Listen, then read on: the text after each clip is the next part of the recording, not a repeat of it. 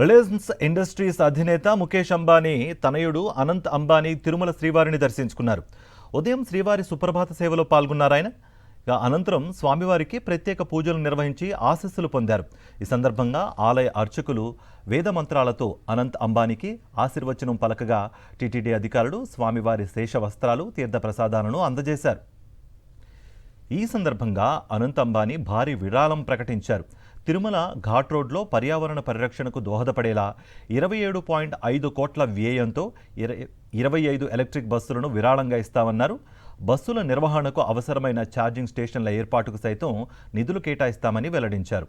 అంతేకాకుండా ఆ బస్సులను నడిపే డ్రైవర్ల జీతభత్యాలను కూడా రిలయన్స్ సంస్థే పూర్తిస్థాయిలో భరిస్తుందని అనంత్ అంబానీ స్పష్టం చేశారు.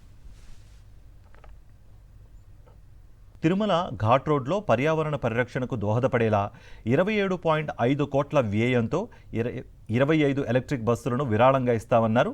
బస్సుల నిర్వహణకు అవసరమైన ఛార్జింగ్ స్టేషన్ల ఏర్పాటుకు సైతం నిధులు కేటాయిస్తామని వెల్లడించారు. అంతేకాకుండా ఆ బస్సులను నడిపే డ్రైవర్ల జీతభత్యాలను కూడా రిలయన్స్ సంస్థే పూర్తిస్థాయిలో భరిస్తుందని అనంత్ అంబానీ స్పష్టం చేశారు.